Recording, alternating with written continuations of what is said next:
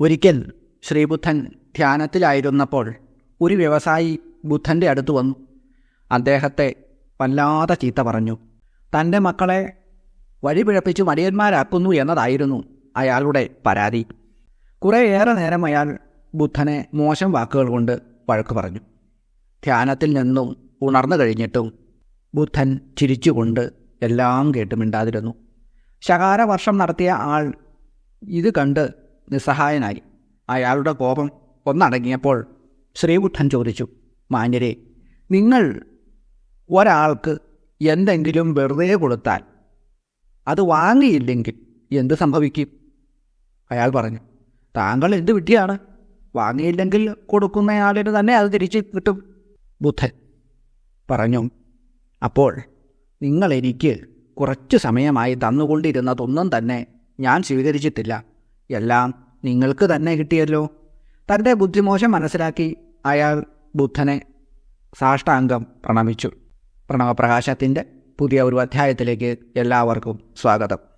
6 ആധാരങ്ങൾക്ക് മുകളിലായി സ്ഥിതി ചെയ്യുന്ന സഹസ്രാര പത്മത്തിൽ വസിക്കുന്ന അമ്മയെയാണ് 108ാമത്തെ ലളിതാ സഹസ്രനാമത്തിലെ നാമമന്ത്രമായി വാഗ്ദേവതകൾ നമുക്ക് നൽകുന്നത്.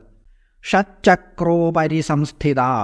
ഷറ്റ്ചക്രങ്ങളുടെ മൂലാധാരം, സ്വാധിഷ്ഠാനം, മണിപൂരം, അനാഹതം, ആജ്ഞ, വിശുദ്ധി എന്നീ ചക്രങ്ങൾക്ക് മുകളിലായി സഹസ്രാര പത്മത്തിൽ സ്ഥിതി ചെയ്യുന്നവൾ.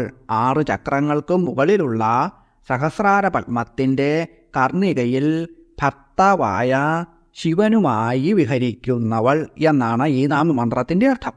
മൂലാധാര പത്മത്തിൻ്റെ ചുവട്ടിലുമുണ്ട് സഹസ്രദളം. അവിടെ അമ്മ സുഷുപ്താവസ്ഥയിലാണ് സ്ഥിതി ചെയ്യുന്നത്. ഓം ഷറ്റ്ചക്രോപരി സംസ്ഥിതായൈ നമഃ. ഓം ഓം ഹ്രീം ഷറ്റ്ചക്രോപരി സംസ്ഥിതായൈ നമഃ. ദാരിദ്ര്യം മാറി സമ്പൽ സമൃദ്ധി ഉണ്ടാകുന്നതിന് ഏറ്റവും നല്ല ഒരു മന്ത്രമാണ് ഇത്. എന്നും രാവിലെ ജപിക്കാം. പ്രേതം, മന്ത്രം, തന്ത്രം എന്നിവ കൊണ്ട് ശത്രുക്കൾ ഏതെങ്കിലും രീതിയിൽ ഉപദ്രവിച്ചിട്ടുണ്ടെങ്കിൽ ആ ദോഷങ്ങൾ മാറുന്നതിന് ഈ മന്ത്രം വളരെ നല്ലതാണ്. ശനിയാഴ്ച ദിവസം ഈ മന്ത്രം 10 മിനിറ്റിൽ കുറയാതെ ഏകാഗ്രമായ മനസ്സോടുകൂടി ജപിക്കുകയും അമ്മയെ പ്രാർത്ഥിക്കുകയും ചെയ്യുന്നവർക്ക് ഇത്തരത്തിലുള്ള ഒരു ദോഷങ്ങളും ഉണ്ടാവുകയില്ല. 10 മിനിറ്റെങ്കിലും ജപിക്കണം എന്ന് പറയുന്നതിൻ്റെ കാരണം, ഇത്ര തവണ ജപിക്കണം എന്ന് പറയുമ്പോൾ മന്ത്രത്തിലുള്ള ശ്രദ്ധ കൂടി എണ്ണത്തിൽ വരും. അത് ഒഴിവാക്കുന്നതിന് കഴിയുന്നത്ര മന്ത്രത്തിലും ദേവതയിലും മാത്രം ശ്രദ്ധ വച്ച് ജപിക്കുക. തീർച്ചയായും ഫലം കിട്ടും. മന്ത്രത്തിൻ്റെ എണ്ണം കൊണ്ടല്ല അതിൻ്റെ ഫലം നമുക്ക് ലഭിക്കുന്നത്.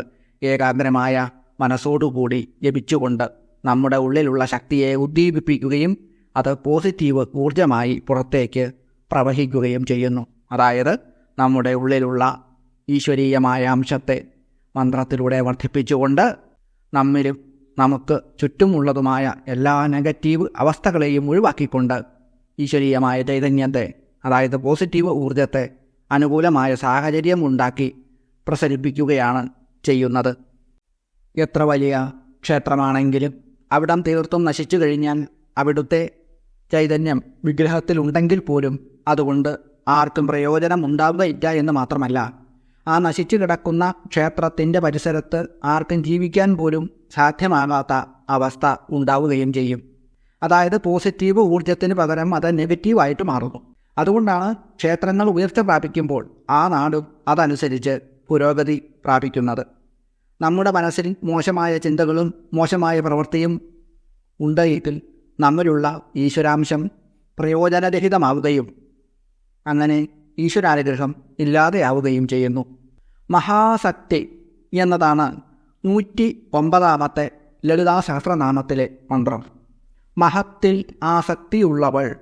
കേവലം 4 അക്ഷരങ്ങളെ ഉള്ളൂ എങ്കിലും 400 ദിവ്യമായ മന്ത്രാക്ഷരങ്ങളുടെ ഫലം നൽകുന്ന ഒരു മഹാമന്ത്രമാണ് ഈ നാമം.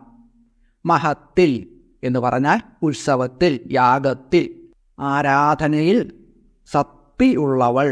6 ആധാര ചക്രങ്ങളും ഭേദിച്ചുകൊണ്ട് സഹസ്രാര പത്മത്തിൽ എത്തിച്ചേരുന്ന കുണ്ഡലിനി ചൈതന്യവുമായി ചന്ദ്രമണ്ഡലത്തിലിരിക്കുന്ന ശൈവശക്തിയുമായിട്ടുണ്ടാകുന്ന സംയോഗമാണ് മഹാ എന്ന പദം കൊണ്ട് ഇവിടെ സൂചിപ്പിക്കപ്പെട്ടിട്ടുള്ളത്. സഹസ്രാര പത്മത്തിൽ സംഭവിക്കുന്ന ഈ ശിവശക്തി സംഗമത്തിൽ ആസക്തിയുള്ളവൾ എന്നാണ് ഈ നാമമന്ത്രത്തിൻ്റെ അർത്ഥം. അമരകോശത്തിൽ ഉദ്ധവ ഉത്സവ എന്ന് പറഞ്ഞിരിക്കുന്നു. ഉത്സവത്തിൽ അഭിരുചിയുള്ളവൾ എന്ന് പറഞ്ഞാൽ ശിവശക്തി സംയോഗമാകുന്ന ഉത്സവത്തിൽ അഭിരുചിയുള്ളവൾ എന്നാവും അർത്ഥം. എന്നാൽ ഉത്സവ തേജസ എന്നാണ് വിശ്വകോശത്തിൽ പറഞ്ഞിട്ടുള്ളത്. അങ്ങനെ നോക്കുമ്പോൾ അഗ്നിമയമായ തേജസ്സിൽ അഭിരുചിയുള്ളവൾ എന്നർത്ഥം വരും. മഹം എന്ന പദത്തിന് യാഗം, പൂജ, ആരാധന എന്നിങ്ങനെയും അർത്ഥമുണ്ട്. ഭക്തർ ചെയ്യുന്ന ആരാധന, പൂജ, യാഗം എന്നിവയിലൊക്കെ ഇഷ്ടം ഉള്ളവൾ എന്ന് ഇപ്രകാരം നോക്കുമ്പോൾ അർത്ഥം കിട്ടും. പൂജ, ബാഹ്യപൂജ, മാനസപൂജ എന്നീ 2 തരത്തിലാണുള്ളത്. അമ്മയ്ക്ക് രണ്ടും ഇഷ്ടമാണ്. ഭക്തിയോടുകൂടി നൽകുന്ന എന്തും അമ്മ സ്വീകരിക്കുന്നു, അനുഗ്രഹിക്കുന്നു. ഓം മഹാശക്തിയൈ നമഃ. ഓം ഓം ഹ്രീം മഹാശക്തിയൈ നമഃ. ഏതെങ്കിലും ദേവീക്ഷേത്രത്തിൽ ചെല്ലുമ്പോൾ 3 പ്രാവശ്യം ഈ മന്ത്രം ജപിച്ചുകൊണ്ട് പുഷ്പമോ അമ്മയ്ക്ക് നേദിക്കാനുള്ള സാധനങ്ങളോ സമർപ്പിക്കുക. ആഗ്രഹം പെട്ടെന്ന് തന്നെ സാധ്യമാവുന്നതാണ്. ഒന്നുമില്ല എങ്കിൽ എൻ്റെ അമ്മേ എന്ന് മാത്രം പറയുക. ഈ മന്ത്രം 3 പ്രാവശ്യം ജപിക്കുക. ആഗ്രഹം തീർച്ചയായും സാധ്യമാകുന്നതാണ്.